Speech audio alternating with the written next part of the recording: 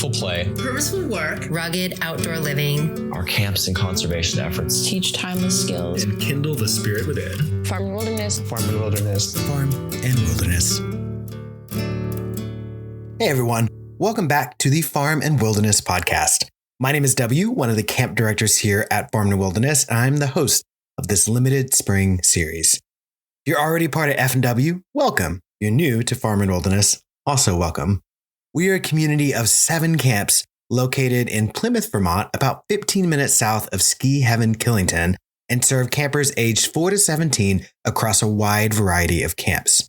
Farm and Wilderness was started in 1939 by Ken and Susan Webb, and our very first camp was Timberlake. And over the years, we've added a bunch of other programs and camps, which we'll be exploring over the course of this podcast.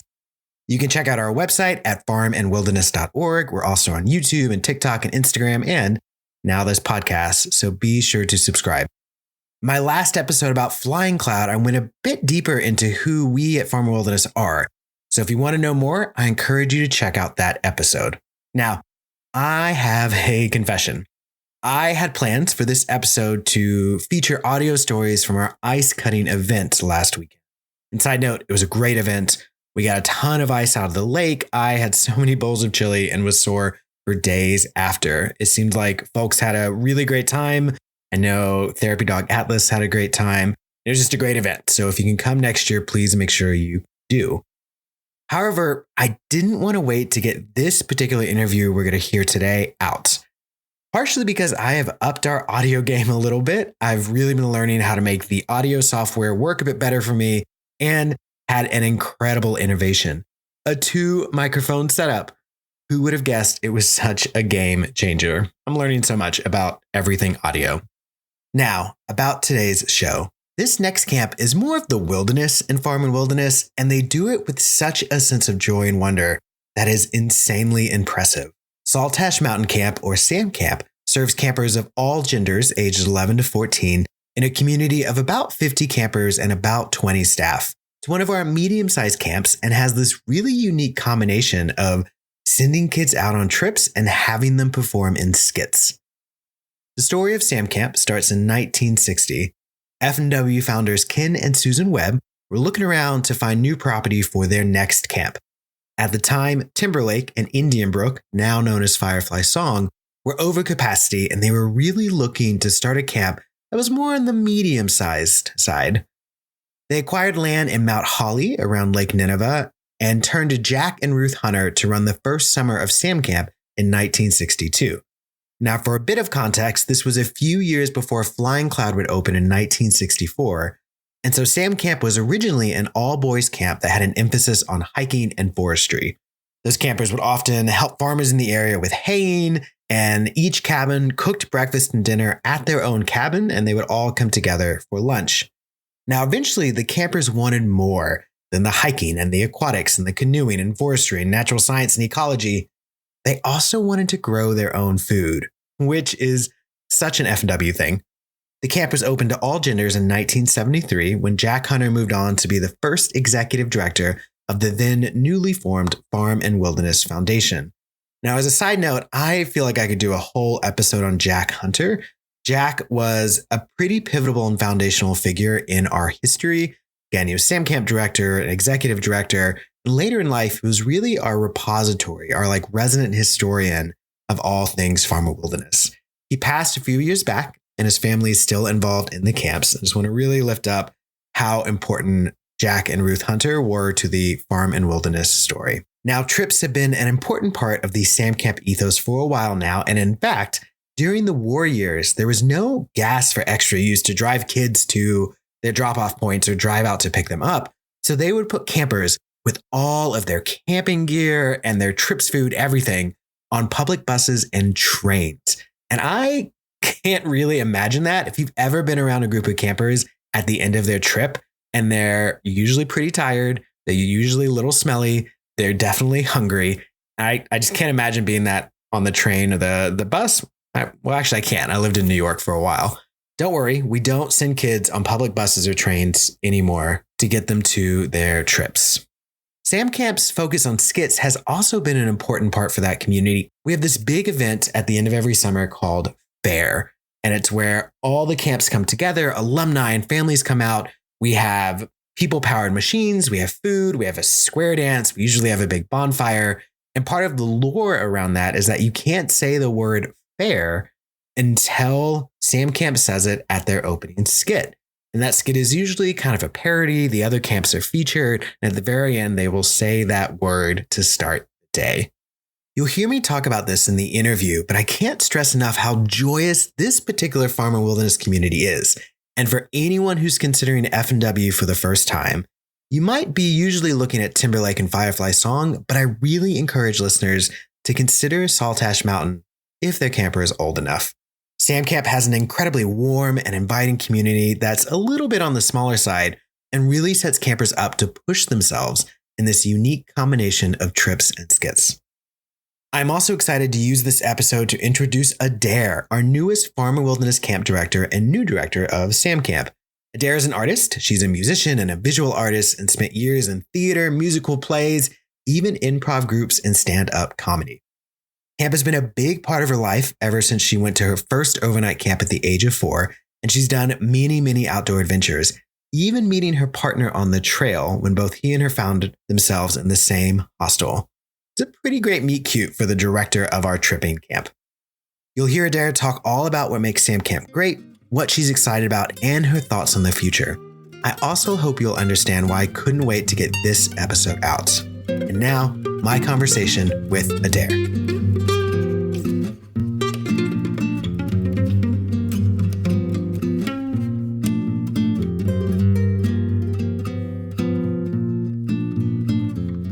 All right, so welcome everyone to the podcast again. I am so excited to be continuing this series of talking to directors. And you've already heard a little bit about her so far, but I want to welcome Adair to our podcast. Welcome. Hi, thank you for having me. Yeah, we're excited to do this. Again, this is a new venture for us at Farm and Wilderness. And so we shall see how it goes. And so, like our previous interviews, we're going to start with you. So Adair, how did you end up at this wonderfully weird place called Farm and Wilderness? Yeah, thanks. Well, I've been a camp person for pretty much as long as I can remember. I went to summer camp for the first time when I was 4, and it was just really, really formative throughout my childhood and adolescent years. And, when I was in high school, I did some of those like short-term camp counselor situations and just really loved it and found so much joy in connecting with kids and running activities, even as a very young person. And when I was 19, I took on my first full summer camp counselor role, leading hikes and music at another camp in Vermont. And it was such a meaningful experience to me that I actually transferred from my small liberal arts college in Ohio, where I had been studying French and English, and moved out to Oregon so that I could attend the University of Oregon and go through their outdoor leadership program and also major in environmental studies, which my previous school didn't offer. After college, I taught preschool for a year and I got to learn from other teachers and moms, just way more in depth about how to care for and connect with and educate kids. Then I took a journey of my own and I hiked about 400 miles of the AT solo and then met my husband. And then we did about 200 more together. And in future years, among our other adventures, we went back and finished that southern half. And then eventually camp life called me back and I ended up coming back to Vermont to be a climbing program director. And ended up staying on in a year-round role where I got to see all the backstage stuff that makes camp happen and hire staff members and plan a program and order supplies and make sure we have enough balloons and all that kind of thing. And found that, wow, this is really what I want to focus my energy on professionally for a long time. And back that summer when I was 19, I had thought to myself, wow, someday I really want to be a camp director. And it just started to feel like the time. When I was choosing my next place where we wanted to land, my family and I were really intentional about what it was we were looking for. And the thing that came top of mind more than anything else was our values. And we wrote them down on a piece of paper and talked about it at length throughout all of last summer. And when an old mentor of mine kind of just reappeared out of the woodwork and came back into my life. And he was like, you should really check out Farm and Wilderness. That seems like a good place for you. And when we started to learn about this organization and everything that it stands for and believes in and works toward, we were like, these are the values on our little piece of paper. This is exactly what we were hoping to find. So long story short, that's what brought me here to this point. I love that. And I love hearing people's origin stories generally at Farm and Wilderness. And I think there's something really interesting about director origin stories, because myself and you and Elliot in the last podcast and others have really talked about someone like brought us in, right? That there was a connector there, which I think is just so amazing and like a really interesting tidbit of like how profoundly connected this community is for Farm and Wilderness, because we're a big community.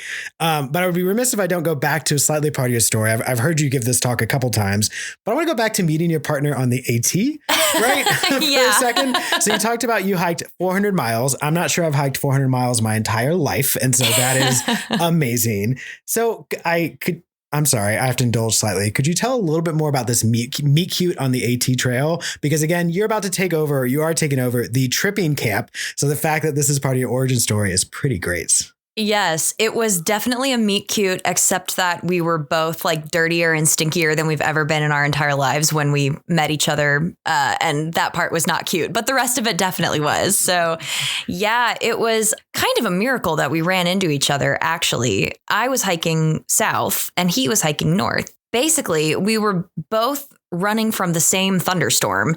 I had just a hellish day on the trail, and I didn't know that he was having a hellish day on his part of the trail. I mean, I was only supposed to hike about 18 miles that day, but like the shelter that I was supposed to stay at was closed to bear activities. I ran into 4 bears just that day. I had seen maybe 3 the rest of the time I'd been hiking.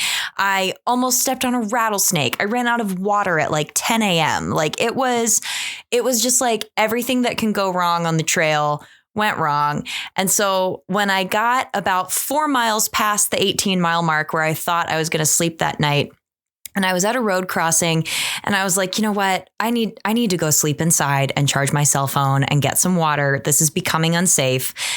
And so I started flipping through my guidebook and calling every number of like every hostel nearby, and nobody picked up the phone. And I was like, what am I going to do? And so then I came up on this beautiful lake. And my thought was, okay, there's going to be a public bathroom there. I can at least fill my water bottle, charge my cell phone. And when I came out of the woods and onto the beach, there was one woman loading up a kayak into her car. And in my head, I was like, I'm going to go get in her car, as hikers often think this way. And so I went up and started a conversation with her, and she was really nice. We just started talking. And, after a couple minutes, I was like, hey, I've had a really rough day outside. Do you know of anywhere that I can go nearby to sleep? Could you give me a ride? And she was like, it is crazy that you ask that, because 10 minutes before you came out of the woods, this guy came back to the beach because he'd forgotten his dog's leash. And we started talking. And he told me that 2 weeks ago, he opened up a hiker hostel a mile away. And would I please bring him tired, hungry hikers? And I was like, well, it's me. I'm the tired, hungry hiker. So please take me there. And she did. And it was literally just a mile away from where I was. This awesome hostel called Boots Off. You should absolutely check it out. He had opened just 2 weeks before. And the owner, who's now a dear friend of ours, was just this very gregarious, friendly man. And he was giving me a tour all over and talking about his grand plans. And he was like, yeah, I'm just really hoping that somebody's going to roll through who'll do a work trade for me to do some murals and paint some signage. And just really hoping an artist is going to show up. And I was like, well, about a week ago, I was at a hostel and said out loud that I would really love to paint some murals if some business owner would just give me some paint and a wall. So we worked out a thing where I was gonna, stay for a little bit and do some art for him, which ended up being an incredible experience for me.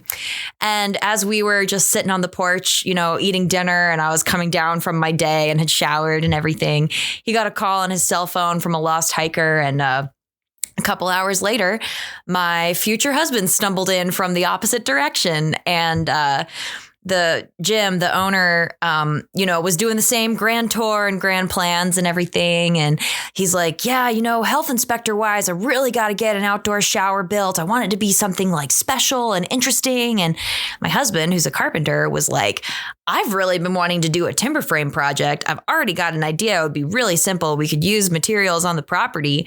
And so then he ended up staying to do a work stay too. And we started hiking together on weekends and, hanging out, helping each other with our projects. And the rest is history. That is amazing. And so many moments of the universe providing in that, which I think is really great.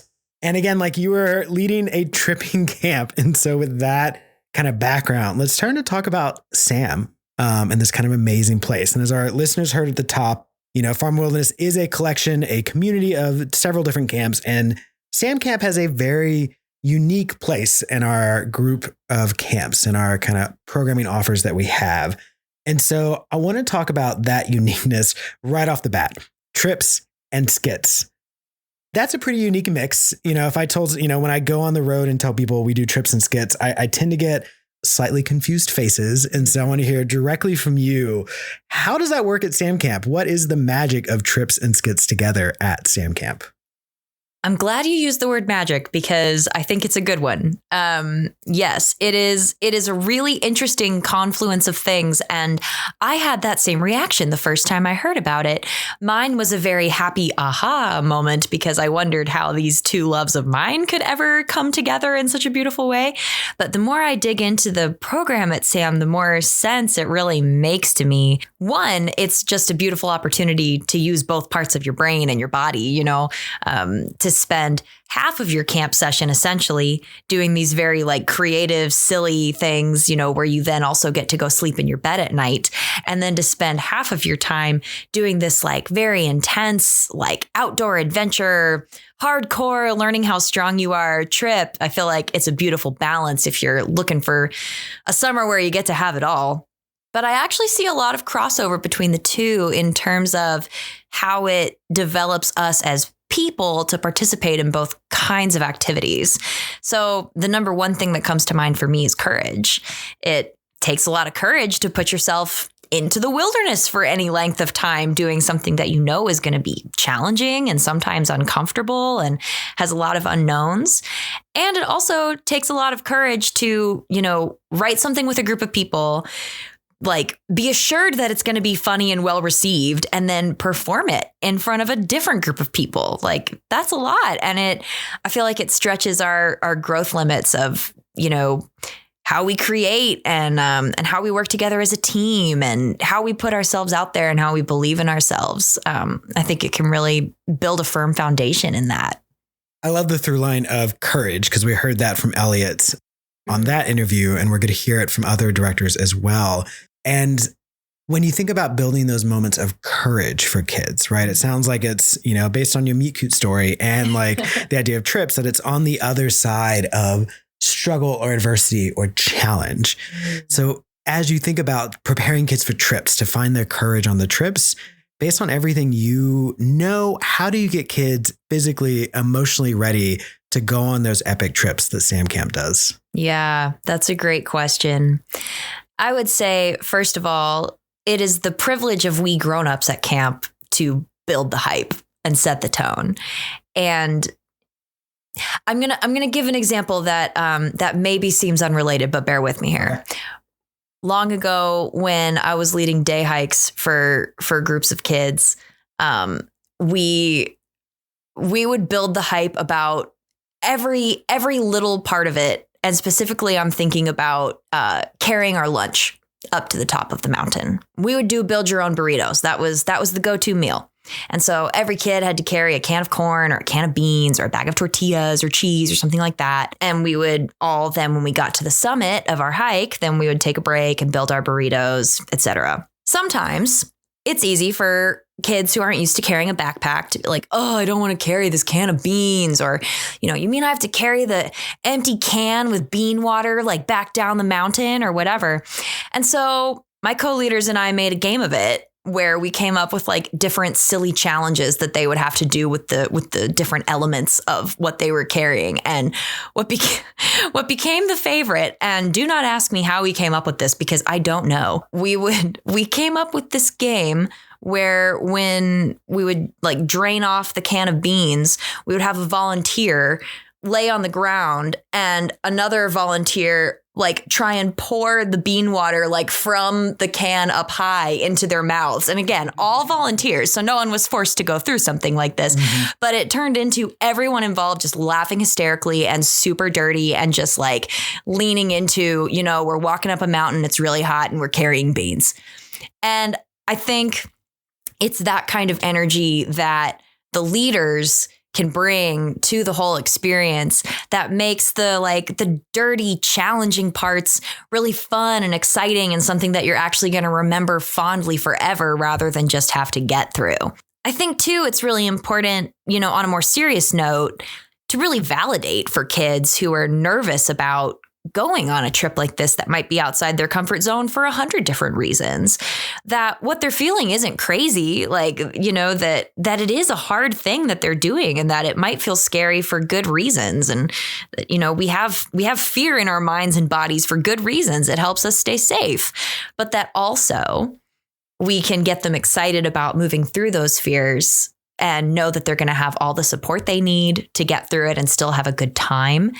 And that some of your favorite stories looking back end up being the time when you ran into 4 bears and you almost stepped on a rattlesnake and you were dehydrated for 8 hours and until something awesome happened. You know, it's there's a quote, and I believe it's from Lewis Carroll. I might be misquoting the author here, but no, I'm sorry. It's John Steinbeck. There's a quote from John Steinbeck that is, what good is summertime without the cold of winter to give it sweetness? And I feel like that in particular really applies to trips, that like the hard things that you go through when you're backpacking only make the pure fun sweeter. Yeah, that type 2 fun, right? That is not necessarily fun in the moment, that, you know, your wet feet or you're tired or whatever, but does make those really great stories. And for families who are listening, our trips rarely have 4 bears, rattlesnakes on them. That was a strange day. Yes. But they all do have those moments of tiredness and feet hurt and all of those things that I think all of us as educators and parents out there want their kids to build that resilience. And I love hearing how excited you are talking about trips. I think that's so great. And like our kids need to hear that. So we talked about courage on trips. Let's talk about courage in the other half of that really unique Sam equation. And we have kids that'll come and really want the physicality of trips. And they get excited about that for Sam, but they might be a bit more nervous on the skit side. So what do you do to prepare kids to be courageous when it comes to the skits part of Sam Camp? Mm-hmm. Yeah. I think it's really important, first of all, to just listen to kids and to believe them and to try and figure out what specifically is making them nervous about it. And, you know, we serve kids who are middle school aged. It's very developmentally normal at that time of your life to be self-conscious about pretty much everything. So it makes total sense to me why someone might not automatically feel super psyched about putting on a silly costume and like doing a weird voice and, you know, just doing something silly in front of a group of strangers. It makes sense. I also know how fun and rewarding it can be to do something like that with a group of your friends. And camp is a really unique place where you get to explore things like that in a really supportive environment. So I think there's a lot of value in stepping out of your comfort zone in that way. We can remind kids when they're nervous about doing something out of their comfort zone like that they're in a supportive place where people are going to validate what they're putting out, that like people are going to laugh because they're coming to a skit to laugh, and that it's okay to make themselves vulnerable that way. And that can be a really powerful growth experience for someone who's nervous about it, to find themselves accepted at the end of it. And that also, it's totally okay to have boundaries about what you do as part of a participant in a skit. If you don't want to be front and center in a crazy costume doing something ridiculous, then you're the one writing the skit. So you can write a role for yourself with your friends and teammates that feels good for you. I love all that. And one of the most obvious connectors between trips and skits is how campers process their trips. They do a trip skit, a reflection on what the trip was. And it's that moment to really decide who were they on the trip? How do they translate that to the person they are back at camp? And how do they have a moment to kind of show that off, right? And show off the fun and the silly and the hard moments and all those things. And so on the surface, it is magical and wonderful and courageous. And it's a very intentional way of kids not just finishing trip and saying, great, rolling on. We are going to actually process it, which is some of the secret sauce, I think, of Farm and Wilderness, that we do a lot of things with intentionality in like a really kind of fun, amazing way. Let's go a little bit more into programming. So when you think about Sam Camp and all the things that Sam Camp does, what sort of programming does Sam do really well in comparison to other Farm and Wilderness camps, other camps generally, or just like, what does it do well? Mm-hmm. Well, I really love the confluence of creativity and just like absolute wackiness that I've never seen anywhere else and just like absolutely delights me, combined with the like very real hard skills of learning to backpack and, learning wilderness skills like, how to build a fire and how to orient yourself when you're outside. I love that you brought up the wackiness, because when I think of Sam Camp, it's the joyful wackiness that really separates it from the other Farm Wilderness camps. That I think the other camps will tend to take themselves a bit more seriously, but not in like a bad way that I'm connotating that, right? That like at TL, we really focus on like epicness, and it's fun and it's joyous, but there's like a pure wonder that happens at Sam Camp because of that ability to just let loose and be silly, because y'all are doing the intense trips. Yeah.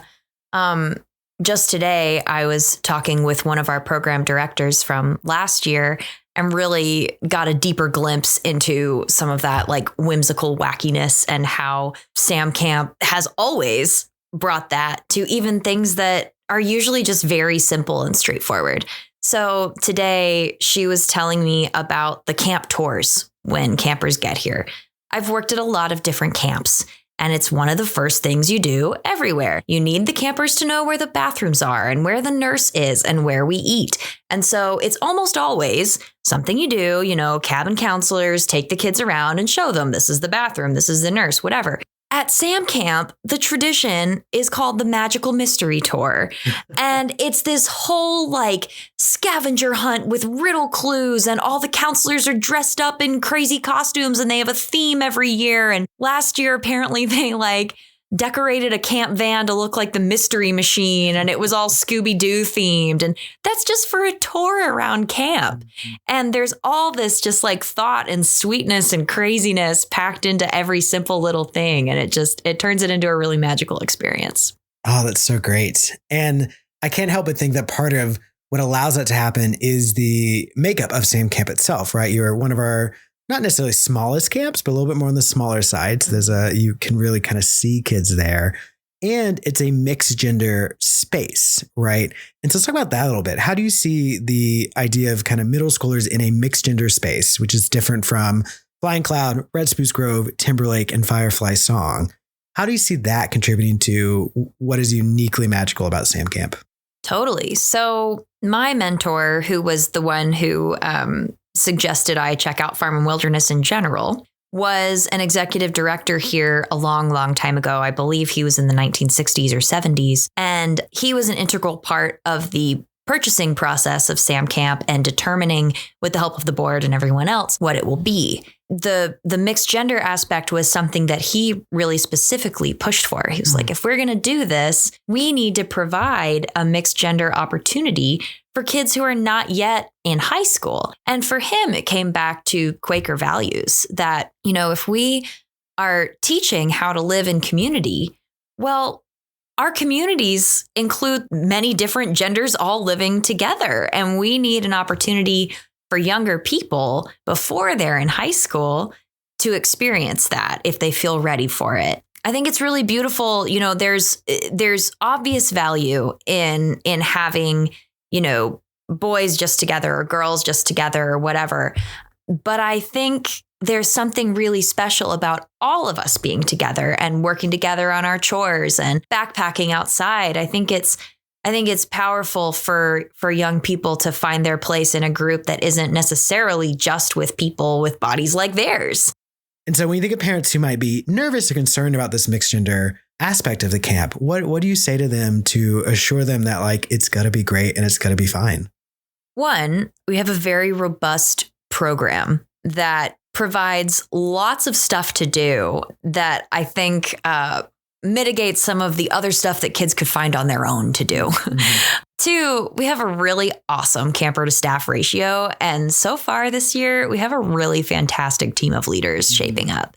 So there are all these adult mentors around to guide kids through their experiences of what they're thinking and feeling and seeing and interacting with other campers and helping them to process that in a safe and healthy way. And just eyes on them, making sure that everybody's safe and in a good spot. Great. That is in camp. What about on the trail? Yeah. I think it's really powerful for girls and boys and everybody in between to go backpacking together. Just because any sort of physical activity, I feel like we as a society are still working through a lot of gender stereotypes about what it means to participate in those things. And I think the value of going through it together is that boys coming out of that experience are not going to have any part of them that comes out of it thinking that only boys can backpack and hike long miles. Girls coming out of that experience are going to come out of it not with any part of them thinking that they can only do that safely in a group of just females, and I think there's real beauty in seeing kids of all genders supporting each other through a difficult physical challenge. That's really interesting and something I hadn't actually thought a whole lot about when we think about SAM Camp, because I certainly enjoy when I have social events with Firefly Song, having Firefly campers transparently show my own kiddos up, especially around chopping wood or things like that, because I think it is really amazing and wonderful, just as you said, for kids to see these possibilities and that it is a possibility that can work with their identity. Right. It is not making them any less of blank, right? Whatever they want to put in that. It is simply making them like a stronger human who hopefully is like a better human in the long run. Right. And, hearing you talk about gender just again connects me back to the values of community at Farm and Wilderness, that so much of our work is about learning to live in community with people who may or may not be like you, and see that they are also capable and strong and wonderful and amazing. And the way you all do it is such a great connection to the rest of what Farm and Wilderness do, and such like a uniquely magical thing that you all are doing. When families are again thinking about which camp to send their campers to, what type of camper do you think does well at SAM Camp? From what I understand, our campers are creative and adventurous. And our campers are interested in being part of a community that is supportive and validating. So they're not there to show anybody up. They're not there to act like they're cooler than anybody else.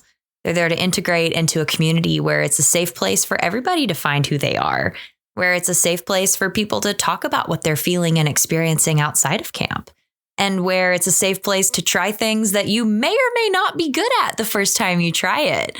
I think it takes a lot of trust to integrate into a community like this. And we're looking for campers who are excited about that kind of challenge and finding a home in that. Let's go back to trips a little bit, right? We've talked about how to prepare kids to courageously do both trips and skits. But I think there's probably some kids and families who want to know what exactly trips are they going on? So like what types of trips are they going on? How long are they lasting? What are some of the cool places they might go? Say more about the trips. I will say what I can about the trips. Yeah. So a couple days into camp, once we've had just enough time to orient and settle in, then the kids will go on a trip with just their cabin mates. So the people that they are spending every night and every morning with, they're going to spend 3 solid days together. And it's a hike right out of camp trip. So you never even have to get in a car. You're going to walk right out of SAM Camp and onto any number of Farm and Wilderness's beautiful 5,000 protected acres and do an adventure real close to home. And this is a great opportunity to get to know your cabin mates, get to know your gear, get to know your own body, and get to know kind of just a little taste of the pace of life out on the trail backpacking. Then we'll have several days in camp that are all about skits and being silly and jumping in Lake Nineveh and all that fun stuff, and to rest ourselves. And during that time, the kids will be introduced to the long trip options. Our trips coordinator will let them know what the choices are going to be and how many people can be on each trip. And they'll have an opportunity to sign up for some of their favorite choices. I think they get to choose 3 that sound really cool to them. And then they'll be split up into different groups. So they won't be with just their cabin mates. They'll be with a combination of people. And so you'll get to know a whole different group of your camp mates. And this will be going out for a 6-day trip where we could be anywhere around New England. And I don't know if you know much about the geography here, but we are right in the beautiful Green Mountains. We're very close to the White Mountains. You go up north, we've got gorgeous rivers and mountains up in Maine. And we have lots of well-worn paths through all those places where kids will see incredible views, and they'll hike hard elevations and maybe even float a river. You know, we'll see what we have on deck for this summer, but there's lots of cool options that they can get into. So it sounds like a really robust trip system that allows kids to really push themselves. What about when they're in camp, right? And having those rest periods in between their trips? What does that look like for kids? Yeah, I really love the balance of SAM Camp programming in that there's always a lot going on and like a lot to explore and dive into, but it's also a little bit of a slower pace than lots of traditional summer camps where, you know, maybe you're squeezing in 5 activities a day and an evening program and you got 1 hour to rest and that's about it. The pace of the day at SAM is a little bit more spread out. We have a silent meeting. We have lots of time for singing, and we have 3 activity periods of varying lengths so that we can, you know, fit more in-depth activity periods in and not feel rushed. And we can do little one-off fun things and not feel like it's dragging on forever. And kids have a lot of choice over what they participate in day to day. There'll always be some kind of run around silly game option. There'll always be something creative to do. We'll have open waterfront every afternoon, weather permitting, and they get to choose, like usually just the night before, what they want to sign up for and participate in based on what they're feeling and interested in as they go through their camp time. That's so great. How's the food at SAM Camp? I've heard it's incredible. I recently met our longtime head chef, Sam Arfer, who is so passionate about his work and loves SAM Camp dearly. And from what I hear, he's an incredible cook with great recipes. It's very important to him that every kid at camp and counselor feels well fed and nourished. He loves to explore lots of different kinds of food to help sort of expand campers' palates and try new things, since we're already trying all kinds of new things at camp. But he also knows that, you know, sometimes you just need mac and cheese, and that's great too. So I think he rides that line really well in terms of menu planning. And one thing I really love about Farm and Wilderness is that the values show up in how we do food too. So, you know, a lot of our food comes from our gardens and our barn. A lot of our food is organic or purchased locally. There's just a lot of thought and care and personalization put into what our head chefs do. And we in particular have a really good one. Y'all really do. And while I'm really proud of kind of my kitchen, Sam Arfer is an institution for Farm Wilderness. And so yes, having him there, having him do the incredible food, it's great for SAM Camp, great for Farm and Wilderness, and a differentiator for us from other camps. Like we really do put care into the food. It's a part of our programming. It's a part of our ethos, which is great. So we have families who are listening to this who might have already signed up for SAM Camp, or some who are thinking about signing up for SAM Camp. We also will be having former staff, former campers, people who care a lot about SAM Camp listening to this. And I was part of the interview process. I am very happy you are joining us. And I think you are incredibly qualified to shepherd this community in the coming years. And I know that one of the concerns I want to lift up and have you speak a little bit on is for families who've looked at SAMO a few years and just, gosh, there's been a lot of director change. Like, what does that mean? Right. And so for families who are wondering about that, or former alumni or former campers or things like that, what do you want to say to them for them to make sure and feel like SAM Camp is being held? Well, I think the whole world has really been uprooted in the last 3 years with COVID and everything that brought with us. It wasn't just SAM Camp, you know, that's been through these endless changes. The whole world has.